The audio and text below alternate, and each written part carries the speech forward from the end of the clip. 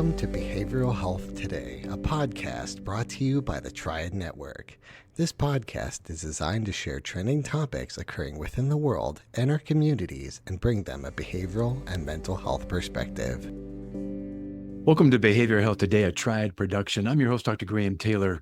Today's show is part of our Clinicians series, and I love these shows because we get to take you into the therapeutic work itself, allowing you to get a sense of and an appreciation for what actually occurs within the therapy session, along with an understanding of the various therapeutic techniques and strategies and constructs that take place between therapists and patients. Ideally, this series is to get you to have a demystified understanding of the therapeutic process and provide you with understanding of how life-changing psychotherapy and mental health can really be.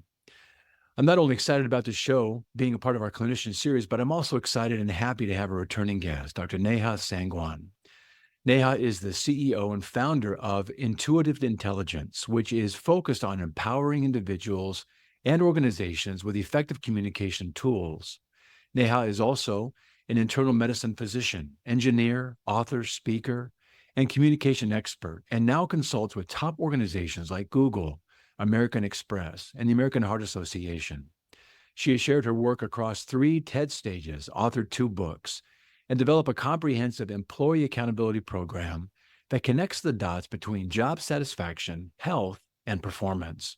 We're excited to have Neha with us today to discuss burnout, reconnecting with the meaning of life, and her book, Powered by Me, From Burnout to Fully Charged at Work and in Life. Neha, welcome back to our show. It's so nice to have you here. Oh, good to be here. Nice to have you. Well, as I said in our introduction, this is part of our Clinicians series where we get to kind of go a little bit deeper into the work that those that are on our show are doing. And we had a great first show together. And you nicely laid out for us the various dynamics around stress and burnout and the trends you're seeing in the workplace. And for those of you who are listeners today, if you've missed that show, I would highly recommend and encourage you to go back and listen to it. It was just a very enjoyable show, but it has some really great information that Neha was imparting to us. But Neha, as we come into today, I know that Intuitive Intelligence works to optimize leadership and team performance through collaborative excellence, really effective communication, and really trying to optimize well-being. And in today's show, what I'd like us to learn from you and more about from you is the content of your book and the ways that it comes into your consultative work and just the ways you think about stress, burnout, and optimizing our health. Could we start there? That's a great place to start. Sure. And I love what you said also about intuitive intelligence, because, when we go in and do this with organizations, I think what sometimes people forget is that it's all sitting in a me, we world paradigm. So you can't just optimize leadership and, create cultures, caring cultures for people without individual accountability, without team dynamics, and without leadership. Yes. So I just would like broaden that. And then, yes, it's about communication, relationships, business strategy, how you do that, and their well-being, mental, emotional, physical, mental, emotional, social, and spiritual well-being. So when you talk about my latest book, which is Powered by Me, From Burnout to Fully Charged at Work and in Life, I go into the me deeply because it seems that we're having this global epidemic of burnout, overwhelm, and people don't know where to focus. So what they do is they say, it's the company's policies. And then that's world. Remember how I said me, we, world? Well, that's world. And then when that happens, something gets changed, but things aren't better. Yeah. Someone else will say, yeah, but it's toxic dynamics in the workplace. That's we. And what I'm talking about in this book is me, the individual. Because let's start at the foundation. First of all, let me be really clear. Burnout is nobody's fault. No. But there is an interplay that goes on when a being is in a system of toxic, stressful, dysfunctional culture and in a system of policies that don't actually allow for innovation, communication, whatever it is, right? So we're going to zero in on this book and start with what few people are talking about, which is me. I So love that. powered by me. All right. So powered by me is really about what I learned. So in the previous podcast, we talk about like what is burnout and, kind of go through a little bit more of the nitty gritty around it. So if people are like, oh, I don't know how she's defining it, et cetera, that is going to be really good for you to go back and listen to. Now, what we do is I figured out after burning out myself, as well as working with tens of thousands of clinicians, patients, companies, all of their employees, that really you can narrow burnout down to where you are. Let me show you on the front of this, where you Yes. are burned out to fully charged Got it. can be found and discovered, because we got to customize it to each individual, by where you have a net gain or a net drain of energy on a physical, mental, emotional, social, I'm tipping into that we piece, and spiritual level. So that's what everybody had in common, even though every single person that shows up to get our help Yeah. gets there as uniquely as their fingerprint. Mhm. But if we can figure out where they're having a net gain or a net drain, the first thing we do is they don't have to feel overwhelmed anymore because they know where to focus. Yes. We can actually support them because we know specifically for this person in front of us, what tools are they going to need? So that's kind of the overview of it. And then we can go into each of those energy sections, if that's something you think would be helpful. I think it'd be very helpful. But what I like with your start, and I'm just appreciating it even just a little bit more, powered by me. That's not by accident. There's Well, something inherently empowering to recognize that I can power things through myself. And oftentimes, when I'm doing couples therapy, and I think, a system is a system, whether it's our family of origin, whether it's our cultural backgrounds, whether it's our, our marriage now, whether it's our businesses, systems are systems. And they all have their own unique, inherent, and elegant dysfunction. But oftentimes we get stuck in that. And when I'm working with a couple, I'll say there's always in every relationship two I's and a we. And they usually come to see me when they're all bust up here. And they want to say, well, they've got to do this, they've got to do this. And it's always about pointing, and everybody's giving up their power, is what you're saying. So the first thing we do is we mine down inside of ourselves. We go to you the bet. I, and You we bet. understand what is happening within me. And if I can get understanding in that, and you're doing the same thing with yourself, what a self-respective process, but also a shared honoring process, that I'm understanding myself in my eyes. And now we can come back up to the we with a whole new level of understanding. And it's not about blaming anymore. It's about, what am I bringing to this moment? And now I'm not dependent upon you to get it right so that I'm okay. I give my power away, and I stay in that victim mode. Don't necessarily like that word, but it captures something for us, that You I'm bet. giving something away that I actually have within me that I can power by me if I go to the I first and then come back up into the we with a much more informed understanding of myself. And that's what I love that you're saying here around And the I me think the big world. thing here is when you're doing me, we world, Yeah. not to confuse today's world where me becomes narcissism. No. So where it's like, oh, it's all about me, and so even the me, the reason it's powered and the empowered experience is because Yes. we're talking about personal responsibility, personal accountability. How do I shift into the I in a way where I am asking myself, how did I show up in this interaction that contributed to the outcome I don't like? The interesting thing you're saying in that is actually depression, anxiety comes out of narcissism at times, Mhm. because it's so much so that I need other people to fill my bucket. Basically, I'm dependent upon others to show up in a certain way so that I'm okay, versus the I piece that says exactly what you just mentioned. And then that's actually, there's a curative factor to accountability and responsibility. It Mhm. actually gets me out of a place that I think I'm only going to be okay if, instead of what you're saying, well, what if I can power some of these things by me? So I'd love to have you just kind of build upon this and continue down what you're talking about. Sure. So this twist, right? Powered by me. And let's just talk for a minute about the title. So the reason I named it this was for several reasons. Okay. One is I thought, how is the next generation coming in who are going to be, by the way, Gen Z will be 30% of the workforce by 2030. Mm, How are they going to relate to this too? How do I make this timeless? Well, I don't think there's anybody who doesn't want more power in their life, right. number one. Number two, we're living in an increasingly digital and AI world, and that's a different kind of power and technology. And you need to plug in your devices to get power. There's an accountability. A device can't just keep working and us not take care of it. And so what I wanted was, what's the word that across generations we're really going to want? Mm, Power. Anyone, we all want our own agency. And what is the way that we can relate it to technology? And that's power and the next generation. So that's that. Then the accountability, the personal accountability is a big piece of this power. And it's that making that shift yeah. from the outcome I don't like to how I can get back into being powered by me. Yeah. So that, because you know this with every system and every couple, when it is in sync, in synergy, when values are aligned, it becomes synergistic power that one person alone cannot create.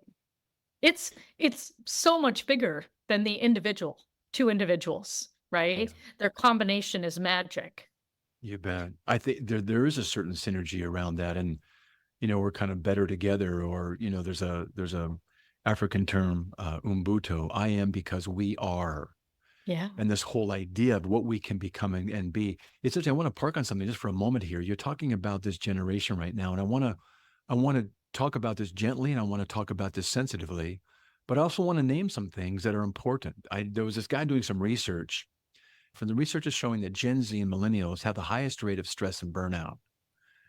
More personal conflicts are reported, and roughly about 75% experience some form of burnout, is what the research is showing. This guy decided to use our modern day Oracle Chat GPT. And he said, why is this the case? And he said the Chat GPT fed out to him. It's important to note that claims about psychological fragility among college students should be approached with caution, as they can be influenced by cultural narratives and media coverage rather than actual data. And I think that there are folks out there right now that are kind of the puppeteers around things that are really stirring up some things that create unnecessary stress with a deeper agenda in place. And there's also another piece that spat out was changes in parenting and cultural norms, such as a greater emphasis on protecting children from discomfort and failure, which may lead to decreased resilience and coping skills. So basically, we're talking about an impaired emotional immune system. And you're a physician. Our immune systems are incredibly powerful that fight off and ward off all of these things. But our emotional immune system, if not built up, including with accountability and responsibility, makes one susceptible, doesn't it, to experience burnout and stress. What you're suggesting is the way out of this. And just a little quick side note, and I think I'm maybe becoming the evangelist for this. There's a cool Netflix series called Blue Zones that talk about these zones throughout the world that have people living to be centurions at or over 100 years old. And what are they doing? This guy does an awesome job of talking about all the factors that go into it. And, they're not the biggest, strongest people, but they do these things that allow them to have these really lovely, lovely lives. They're happy, they're smiling, they're active, they're engaged, they're social, there's music, there's dancing, good food, all of these things that come together. The cool part is that these are replicable things. We can all do these things. It's not like just for the, I'm sure there's some genetic piece to it for sure. But one of the things that was, I think, could have been emphasized more, but it was still came out in all the stories. They all went through some adversity. Mm. And they went through something, whether it was a war they went through, some, their land being taken over. They all went through some adversity as a group. And there's something about a hardiness. We know the research around resilience and hardiness that comes out that says if you go through something like that, everything else is kind of, not that bad. My mom was in World War II in Aberdeen, Scotland. She got shot at by the Germans. She was in a bomb shelter, fitted for a mask when she was a wee little girl, had to have a suitcase already packed and ready to go. And she would watch her mom go out at night to make sure that everybody in the neighborhood had their shades drawn so they didn't have any light that the Germans could see it and bomb Aberdeen, which had all the gasoline supplies and et cetera. That's hard times. But there's a resilience that comes out of that and a hardiness that comes out of that and a certain responsibility and accountability that you're talking about that take us away from our narcissism which makes us, depressed, anxious, burned out, and puts it back into our lap. So that was a long way around the barn to kind of hold up this idea of there is a place for an emotional immune system being built Yeah. up. And how do we do that? I have so many thoughts about what you've just said. Okay. I'm going to start with me mentioning narcissism versus accountability and you building on that. I think what I really want to be clear is I think because gaslighting has gotten such a big highlight lately, I want to be clear that I don't think a majority of the world are narcissists. I think that many people at certain times can show narcissistic tendencies Hmm. or have some qualities, right? So I Sure. wouldn't blanket them That's when it narcissist. becomes a disorder. So Yeah. when it becomes a clinical case, listen, much Yes, like we can all be depressed, but then we're clinically depressed. But that's right. narcissism it is hallmark and foundation. It's those that are fragile. Yeah. Yeah. And often, right, insecure, needing attention, all sorts of, all right. So the second thing that you spoke about was the elevated stress and burnout that is occurring in the next generation, and that you looked on Chat GPT and you got information. So this is reminding me of earlier this year, I went to the TED Vancouver, the main Mm. TED conference. By the way, Mm. 40th year running. Amazing. That's so cool. It was phenomenal. And here's the important thing to remember about AI. AI is only as good as the data it can pull from the internet. Mhm. So when you think about the internet as something we initially created to connect all of us, but in many instances has become an anonymous way to shoot darts at people, get negative comments, do all sorts of things. If we don't start paying attention to the base of information that we're using to get our information, That's right. we may be getting skewed information. Mhm. Okay. Now, AI has some really good points, which is I do think that this generation did not play outside and tumble like we did growing up. They did not have conflict with, play dates with people like the neighborhood gang like we did. And so they have had less exposure to conflict, and they have had themselves with a device, Mm. with a website in between them and another device and another person. That's how many layers there are between real live conversation. So whether you're gaming, whether you're texting, whether you're whatever, they are so used to a break and a pause and their ability not to have to react in real time. So to them, Point. conflict in real time or live meetings or in-person exchanges feels like the equivalent of a tiger chasing them. That's a great way to put it. So there's almost a fight or flight response. There is. Really And good points. their lack of exposure to it, it would almost be like, yes, there's an immune system that fights against invaders. The way I think of emotions is more about building a muscle, an emotional muscle. Absolutely. Because there's nothing we need to ward off, okay? There's no emotion that we should be fighting against.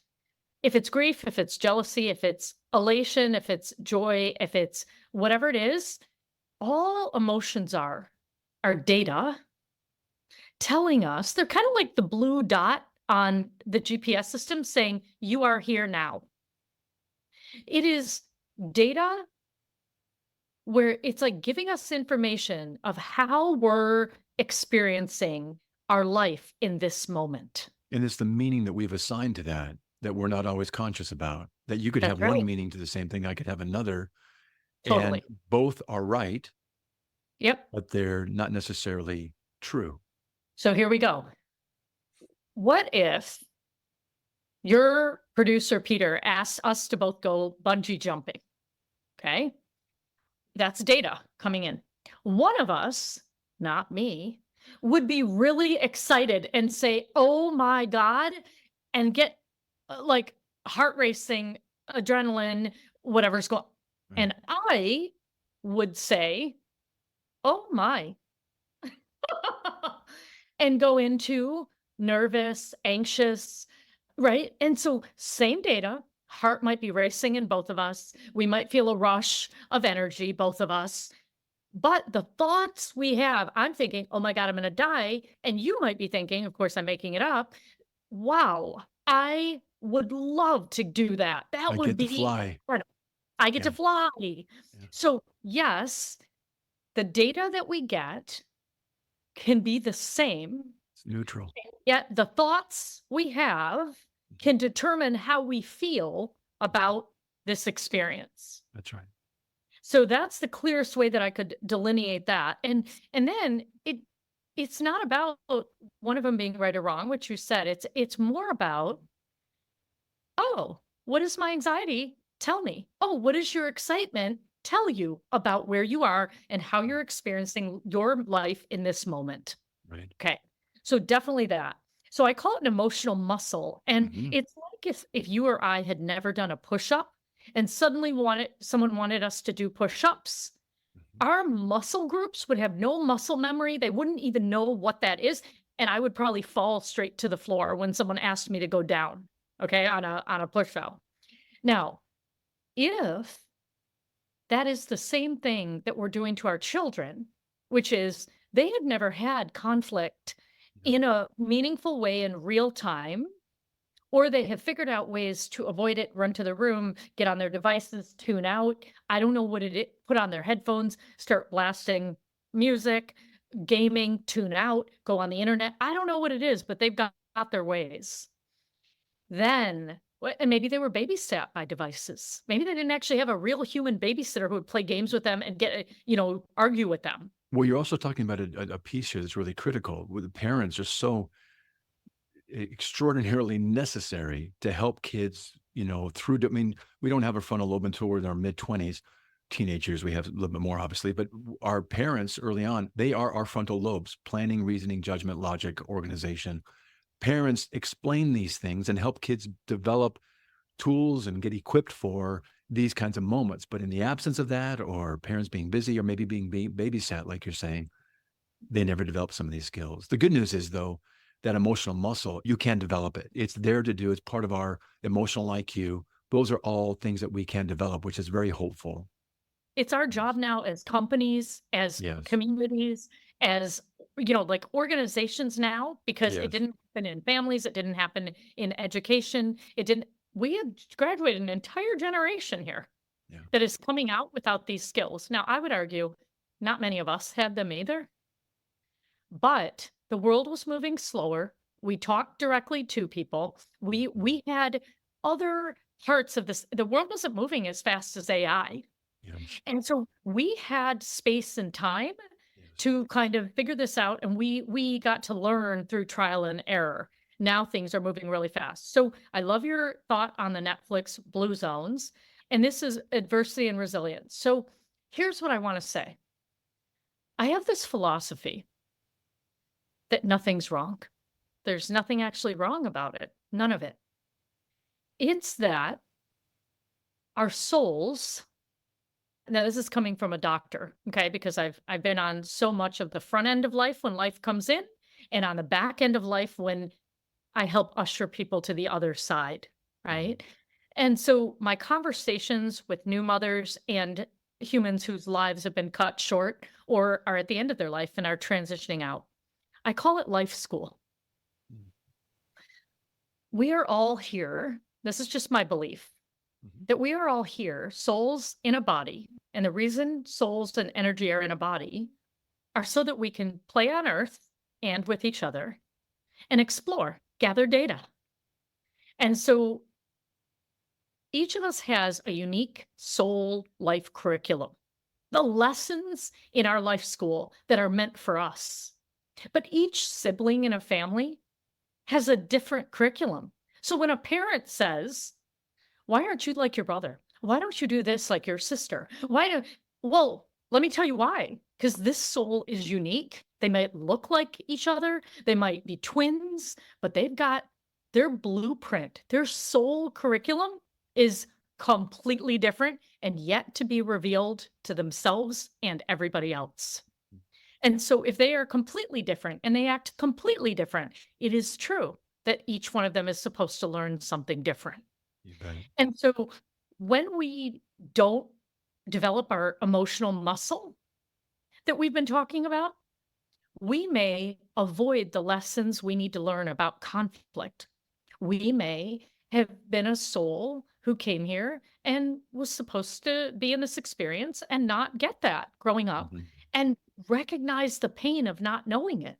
Yes. I don't know. So, what it is like the way that I can meet all these people and I can meet them knowing that I am strong, resourceful, and capable, and so are they, Yeah. is when I believe that they are these strong, resourceful, capable people who are in a body to gather data, enjoy life with each other and on Earth and explore. And they have met me at some point in time because I'm supposed to listen and be present for them on their next level of growth to graduate from this life lesson in life school. We'll be right back after word from our sponsor. Whether you're a longtime or first-time listener to Behavioral Health Today, you're probably familiar with Triad, the company that brings you this podcast. But you may not know that Triad also hosts a community for current and aspiring behavioral and mental health professionals, featuring trending content and education and career resources, all for free. If you are a behavioral or mental health professional, or you're studying to become one, join more than 80,000 people on Triad by claiming your free professional account today. Visit us at hellotriad.com/BHT. That's hellotriad.com/BHT and join the Triad community today.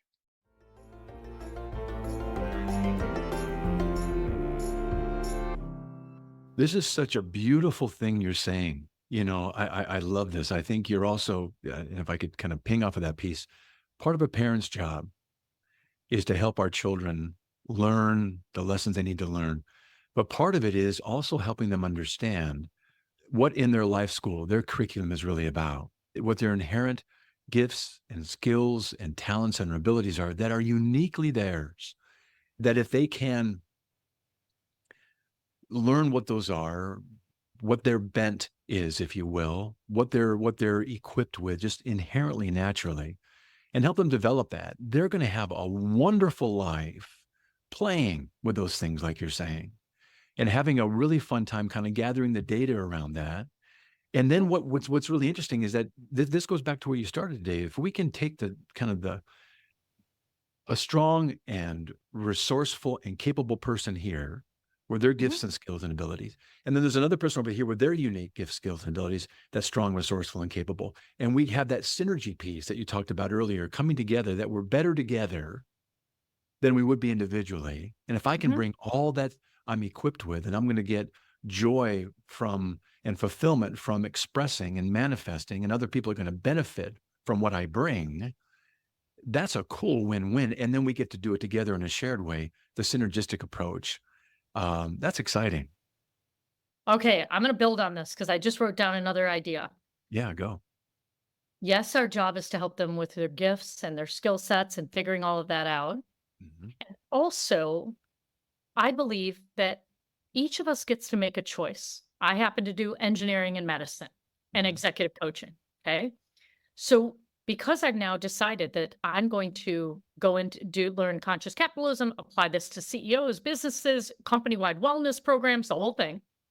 That is how I am choosing Mhm. to express my life school curriculum. I What love it. the lessons I learned, I could have done it as a policewoman. I could have done it as a teacher. I could have so the choices I make are just what lesson I want to learn next. Do I break up with someone I'm dating? Do I get divorced? Do I stay in my relationship?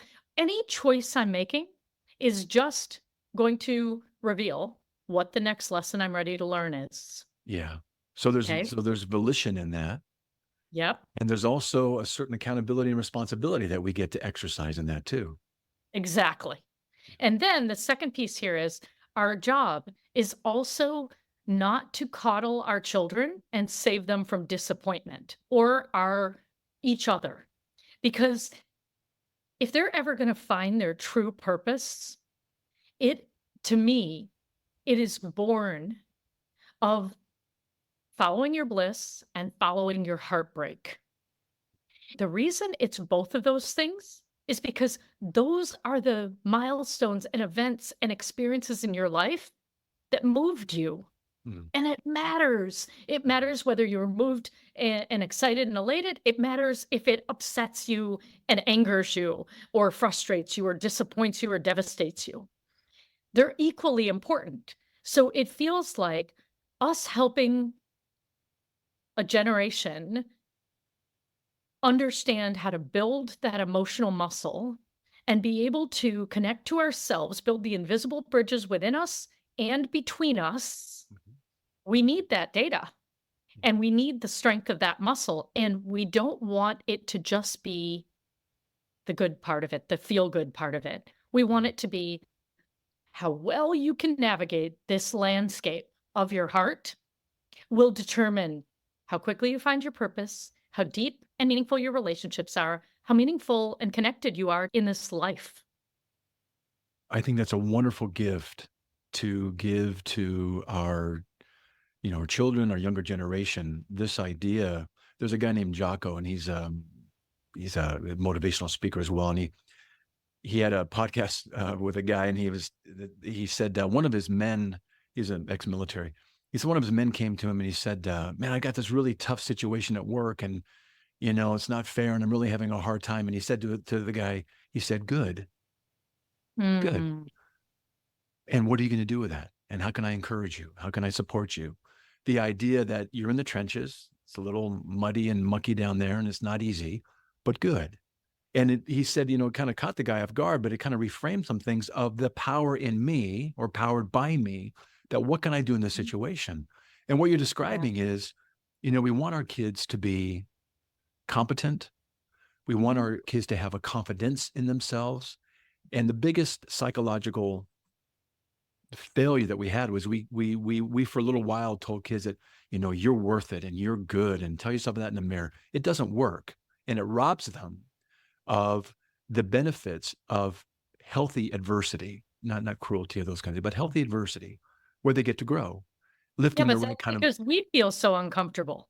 If we can alleviate the fact that someone is struggling and having a hard time making a living, we don't let them struggle a little bit, try to come up with their own solutions. Yeah. What we do is we keep alleviating that as our reflex so that we don't have to feel, we don't want to see the people we love in discomfort either. So it's always, how do we relate to the people That's we right. love's That's discomfort? right. Yeah, that's right. And That's how, really, it's a great point, because what you're talking about in those moments that they're struggling, I get anxious. In order to reduce my anxiety, it's really not even to help them. It's to get them out of that emotional place so that I don't have to deal with my anxiety because you're upset. And I see yes, that we have all to the time. distinguish that. We really have to be aware of the intention underneath Yeah. our actions. Yes. And And if I see it's that, so, yeah. and I see that being applicable to parents, to CEOs, to managers, to supervisors, where they sit with good. Well, what are we in? How are we going to get through this? What are your thoughts? Help me understand how you think you might go through this. Well, that sounds good enough. Let's try it. Let's go Well, experiment with it. let's add that then to your C's. You said competent, you said confidence. Mhm. I would add curiosity, Nice. passion, and comfy with discomfort. Yeah. Well, you just So got something those right would there. be the real big, the big, toolkit Yeah. that they have empathy for themselves, the Yeah. compassion for themselves and for each other, that Yeah. they some level. Resilience to me is really who are you in disappointment when things go unexpectedly, when not as planned? Yeah. Are you able to be comfort and get comfy with discomfort, and how much? So Right. let's talk about something here then. So you're saying, let's get, I like the C's. Let's get comfy with discomfort. Basically, it's having enough emotional muscle to manage a difficult time with almost a 10,000-foot view that says, this really sucks, but I'm going to be okay. I just got to get through this time. I got to manage this and bind my disbelief or my fears or my struggle long enough to do right things repeatedly, so that I can then develop a competence and maybe a confidence in something here, that because I've got to earn competence. I can't be given confidence. I got to earn it. And I don't want anybody to rob me from the work that I've got to do to be confident. But you're talking here about, what are some of the ways that you have encouraged people to self-soothe, kind of, and to build that emotional muscle when they're really inside going, holy mackerel, this is hard, or I want to avoid or do what I've always done to get away from this. How do you encourage that? All right, we're going to go back to me, we world, All right.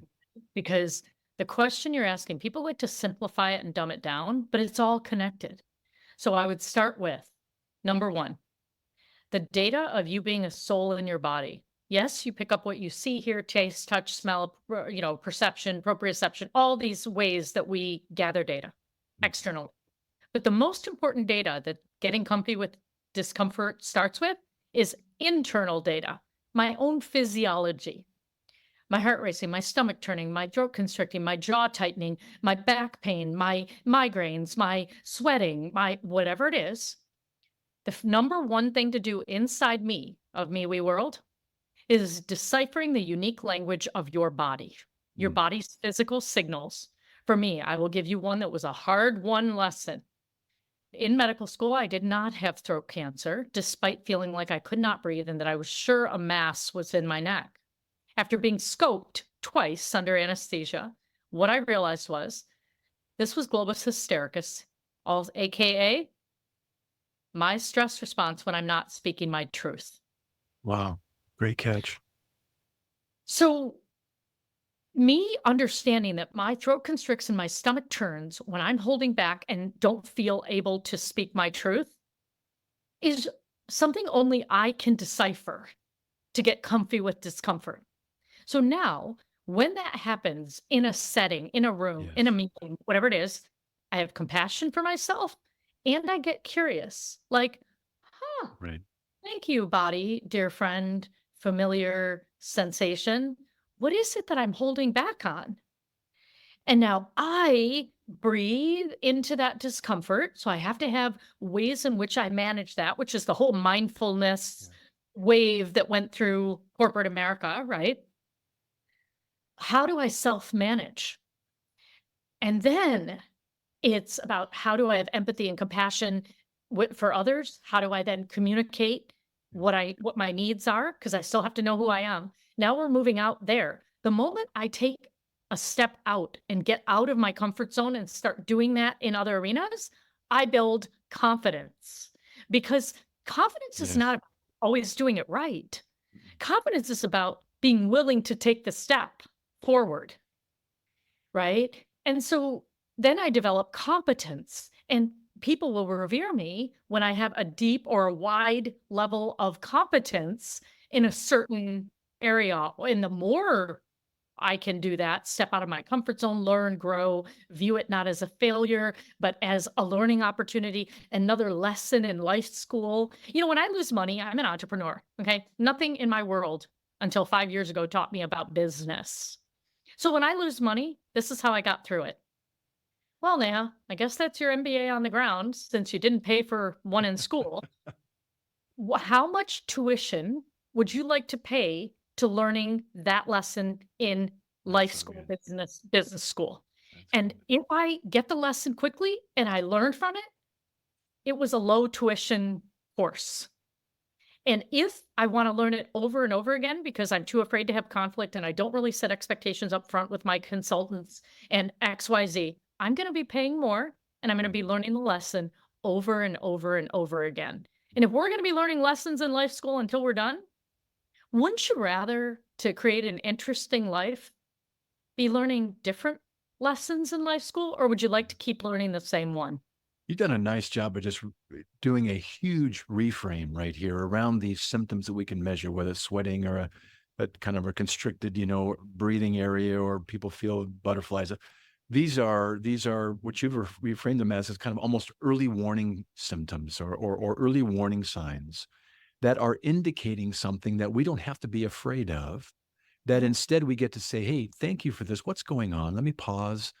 I'm recognizing this, not to be afraid of it. It's just a knock, knock, knock of our body saying there's something here that you're not doing, that you probably need to do, that these symptoms, and oftentimes are even located in areas where we almost analytically get to say, if I got tight shoulders on my back, maybe I'm carrying too much in the world right now, or maybe my throat, maybe I'm not speaking up in certain ways.